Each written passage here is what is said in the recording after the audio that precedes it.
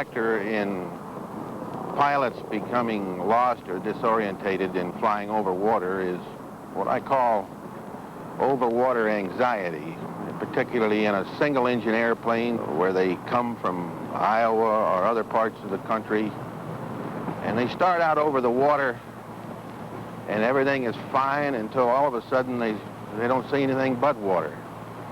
And then they start hearing strange sounds in the airplane and vibrations and noises that they hadn't heard before or never thought of.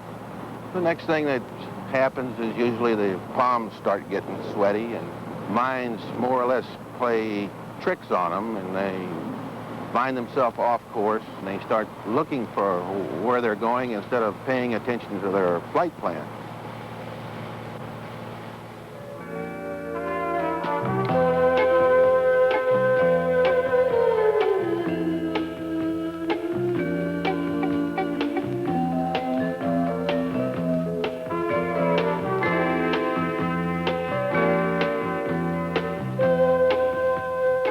Flying over open water doesn't require unique pilot skills or any fancy techniques, just those you had to learn for your ticket in the first place. The factor that makes overwater flying different is what can happen to you if you're careless or unlucky. There are no fields for emergency landings, but still, properly done, overwater flying is as safe as any kind of flying.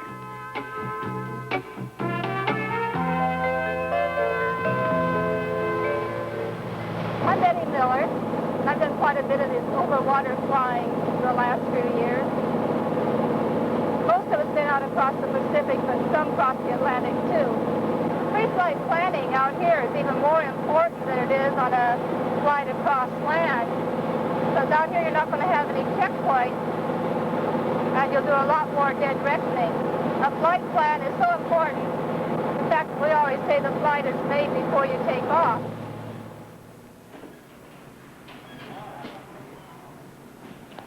Hello. Hello.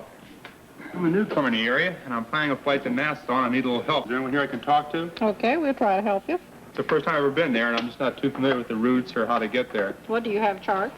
Yes, ma'am, I have some. Do you have a Miami sectional? Yes, ma'am. Okay, that'll do the job to Nassau. You've never gone before? No, ma'am. Well, you have to have customs papers for entry into the Bahamas. That's for Bahamas entry. This will bring you back into the United States and out of Nassau. Okay. Do you have survival equipment? No, ma'am, I don't. I'd like to obtain that from you, if I may. Okay, how many people? 2 of us. Well, you should have 2 jackets on a raft. We have them to rent. Great. This is the jacket, and it's the airline type. You just take it out of the... You should wear them in flight. Open that, drop it, and go into the harness, just like they do on the airlines. Yeah, over your head and around your waist. This is the 2-man raft. The lanyard is in here. You secure this to your body when you get out of the aircraft, and then inflate so that the raft, just give it a jerk, so that the raft can't drift away from you. One question. When do I inflate the... Just as soon as you clear the aircraft. Okay, good. Okay, let's go over the chart and plan your trip and file your flight plan. Thank you. Okay, I have This is a Miami sectional. Is it current? Yes, ma'am, it sure is. I just bought it. Okay, good. Okay, normal procedure is to come out of Fort Lauderdale on a direct heading to Bimini. Now, there's a VOR and an ADF at Bimini, so you shouldn't have any problem with communications and navigation. Then you can take a direct heading on into Nassau. You have Andros on your right, Berry Islands on your left. Makes you a good alternate if you need it. All the VORs and the NDBs, are they operational now? So far as I know, if they are not, Flight Service will advise you of this when you file your flight plan. Well, I can see where it's pretty important to maintain a constant watch or vigilance with the NDBs and VORs. There's no real way of determining your ground track with that big pond down here. That's right. There's nothing to go by. What kind of frequencies do I have available to me for talking to Flight Service and Center? Well, when you leave Fort Lauderdale Tower, you tune in Miami en route radio on 126.7. When you are past Bimini, you tell Miami you're leaving them and pick up 124.2. What about night flights in the Bahamas? Night flight is instrument only, and there are only 3 instrument airports in the Bahamas, so it limits you. Okay, well, thank you very much. What I'm going to do now, I think I'll just sit down here and plan out my flight. If I have any problems, can I come to you? Yes, have you checked your weather? No, ma'am, but I will right now. Well, check your weather, and then decide your route and file your flight plan, and you'll find the most helpful. Well, thank you very much. I think I'll give FSS a call right now. Okay. Flight planning is important, weather briefing is extremely important, and adherence to your flight plan and instructions from air traffic control can always save your life. Any private pilot who has encountered a very severe thunderstorm or even a moderate thunderstorm for the first time in his flying career probably will never forget it, particularly if he is foolish enough to be caught in it. The pilot that sees this in front of him obviously has one decision to make, either to find a suitable and sensible way around the thunderstorm or return to his base and try again at a later time. And you do have to change your heading.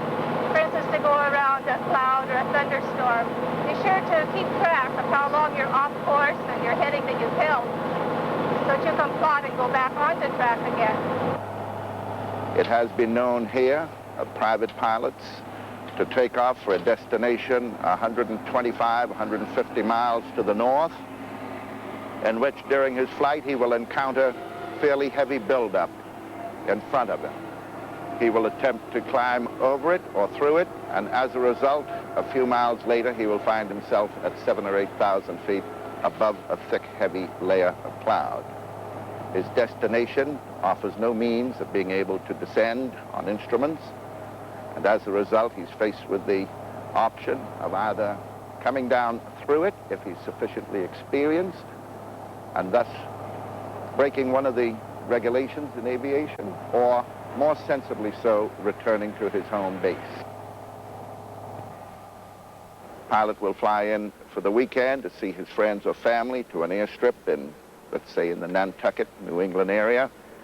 And on Monday morning, when he decides to leave, he has found that fog has rolled in. The foolhardy pilot will attempt to take off, gradually become lost or completely disorientated, or more severe, crash or run out of fuel as a result of his foolhardiness. Okay, before we take off, Raquel, I want to cover a few points. In the event that we have to make a water ditching, which is pretty remote, really, there's a couple of things I want to make sure you know what to do when I have to do. The first thing I want you to do is to snug up your shoulder harness and your seat belt. Then, while we're going down, I want to open the door, put it in a locked position, and we'll put our shoe between the door and the aircraft. That way it'll prevent the doors from locking on us when we touch down in the water. Would the airplane get full of water before I get out? They don't fill up with water that fast, so we should have more than ample time to get out of the aircraft and clear of it. Any more questions? What should I do on the way down? Well, you just hold on the door and make sure you have it against the shoe. And of course, I'll be busy preparing for the water ditching, and I'll be making a mayday call on the emergency frequency 120.15. Okay, then while we are on the water, of course, we'll bounce a couple of times. We come to rest. Then, once we come to rest, just undo your seatbelt, force your door open, and then just roll out of the aircraft. And then once you get clear of the aircraft, go ahead and pull your two red handles on your life vest. Make sure you do it after you get clear of the aircraft, not in the aircraft. Okay, why? Well, by inflating in the aircraft, it'll restrict your movements from getting out of the aircraft. Fine. Now, what I'm going to do is I'm going to take the life raft we have between the seat here, and I'm going to attach it to my D-ring. What do you do that for? Well, that way I'll make sure I won't lose it in the excitement getting away from the airplane. I'll get clear of the aircraft, and then I'll pull my two red tabs. Then I'll swim over to you, and we'll both inflate the life raft. I hope so. The only reason I'm giving you the briefing now is if we actually have an emergency, I'll be too busy flying the airplane and getting ready for the water ditching. Okay, I'm all set now. Good, let's go. Clear?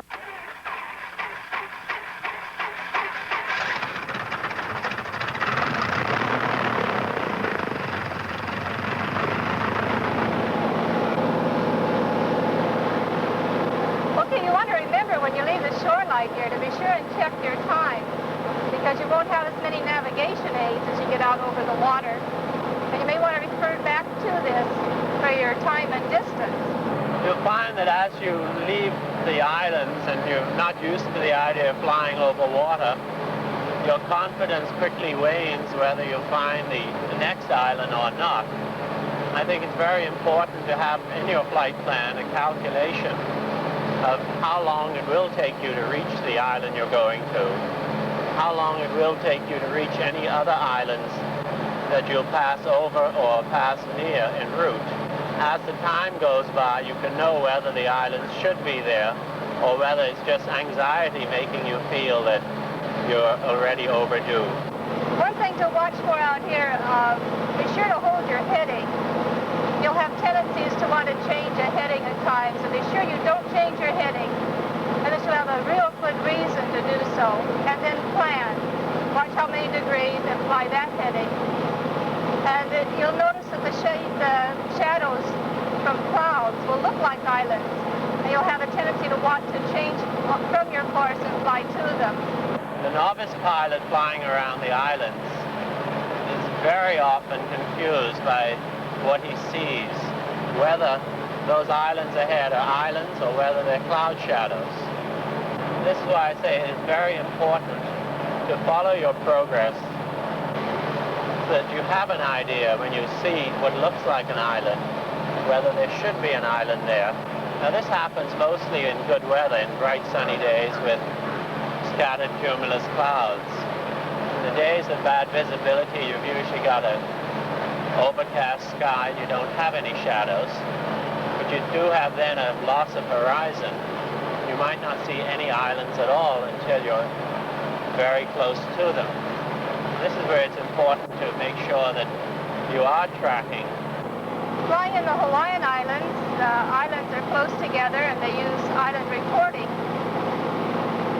It's a very informal way of reporting. You don't have to be too accurate if you're VFR. It gives you plenty of time to do sightseeing.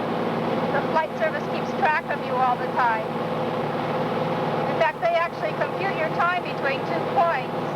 And if you haven't called in, they'll call you.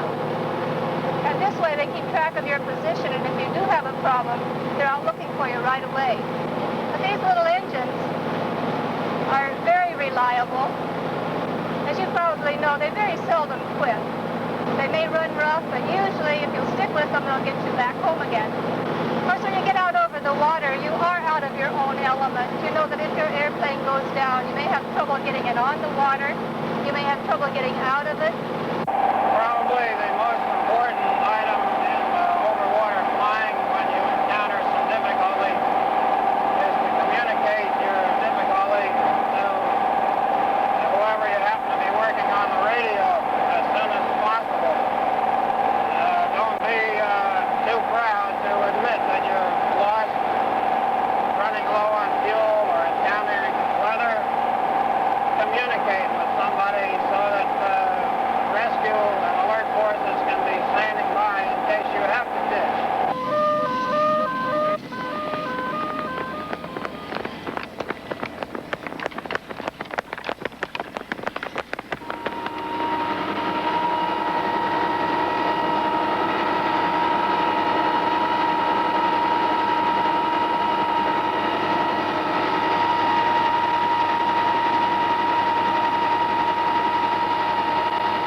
A private pilot flying over water that runs into trouble needs to first help himself. There's some things that he has to do to aid in an eventual rescue that will take place. He should climb his aircraft to a higher altitude, get a radio call off to someone, either on 121.5, the international distress frequency, or any frequency where someone will answer him. Confess his predicament. Is he low on fuel? Is he lost? And keep communicating. The Coast Guard is able to respond with a rescue aircraft from many bases located throughout the United States. We have to know where to go and what the situation is in order to respond to help someone. Once you have alerted the ground facilities to your particular difficulty, and it is determined that you have to ditch out in the water, then we have to try to select the best ditching heading. Now we perform our sea evaluation at a height of about 2,000 feet and look for the direction and movement of the primary swell. You might have to circle the area for a while to get the proper lighting to determine whether that one is coming from the south or from the north or from the southeast or whatever, then the idea is to land parallel with the crest, either along the crest or along the trough. But try to avoid at all costs landing into the major swell system, because it will probably end up at a very unsuccessful landing. On the way down, it's best to try to reassure your passengers that we're going to be all right. The idea is to try to avoid panic at all costs. Generally, when people don't know what to expect, why they tend to get into a panic situation. If the pilot explains to each one of the passengers just what to expect, why generally they accept it and remain a lot calmer, and as a result, everybody comes out a lot better. You might advise your passengers that on touchdown that you can expect two distinct shocks. One when the tail in a nose-high full stall attitude will strike the water first, and then the main body of the fuselage will come down and give you the second impact. In a fixed landing gear airplane, if the ditching is made properly and at as slow a speed as possible, you might avoid the airplane flipping over on its back. As we come down closer to the surface, we're down about 500 feet now from 2,000 feet. The primary swell is, the effect is reduced as far as being able to see it. So just on the way down, remember that. You pick your landing heading, and you're committed to a landing on or close to that heading. As we come down close to the surface, we'll see that the wind direction and velocity play a lot more important part. As we come on down to the surface, we try to look ahead and pick what might appear to be a smoother landing spot. Try to stay away from the areas where you have a concentration of whitecaps. In a light airplane, land as slow as possible. Land as slow as possible using full flap. If you have a retractable gear, raise the landing gear. Land as slow as possible. Full stall. Because there, with any degree of skill and planning ahead of time, which is so important, chances are pretty good of making a successful ditching. And as you approach your full stall, and you use what power you have to pick your landing spot, and once you pick one, why, pull the power off and make your full stall landing. Before you clear the aircraft, make certain that you've attached the life raft to yourself. Make certain that your May West is on. Once you're clear of the aircraft, inflate your May West. To inflate the life raft, pull the handle.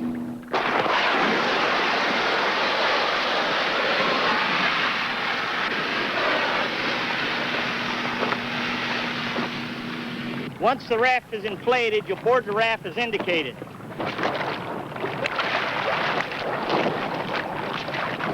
Once in the raft, make certain that you keep the raft attached to yourself, your May West on and inflated. You would be wise to include a mirror as part of your survival equipment. It's a very inexpensive device and it's most effective in signaling aircraft. To use this mirror, you get the sun's reflection on your hand. Bring the mirror to your eye and you'll see a bright spot.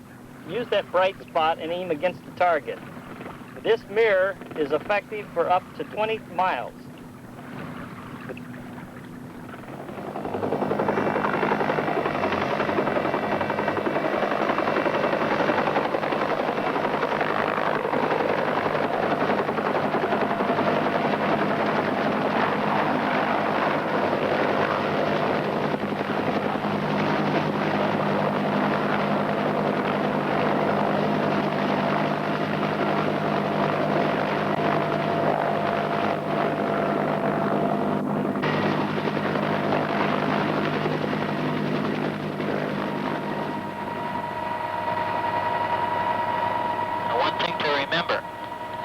effective and successful rescue will depend initially on the part of the pilot.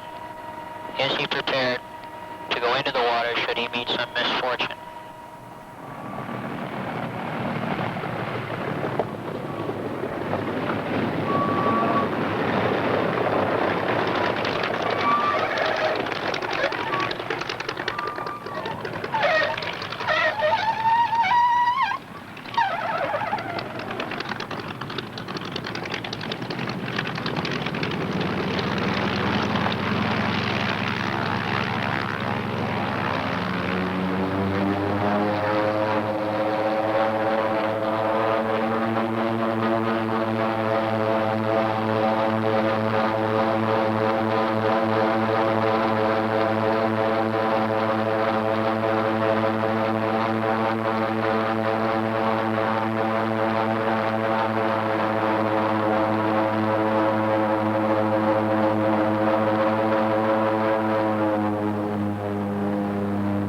I'm often asked by pilots flying single-engine land planes at what altitude they should cross open water.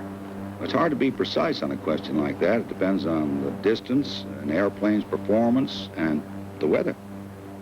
If you have an engine failure when you're out over the water, it'll be great if you could be high enough to glide to land. But there's a limit on how high you can fly, and the distance to the nearest land may be out of range anyway. I suggest staying out of the clouds and avoid getting caught on top of an overcast. Yet, fly as high as possible for your radio communications and better range on your navigational equipment. If you do have engine trouble, you'll be in a better position to get help on the way in short order.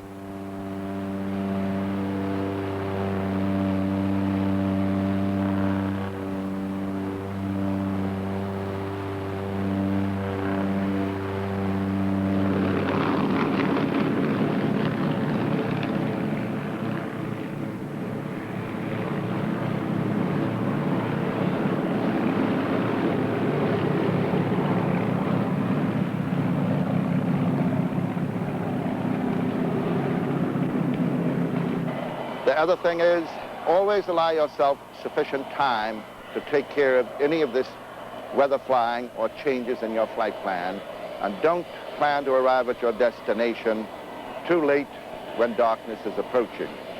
This can become a very dangerous problem. And I think one of the biggest things a person has to fight is is doubting himself. When things start to get rough, you start questioning your own flight planning. And of course, you have tendencies to change headings when you shouldn't. And this is when you must stay with your compass and stay on a heading.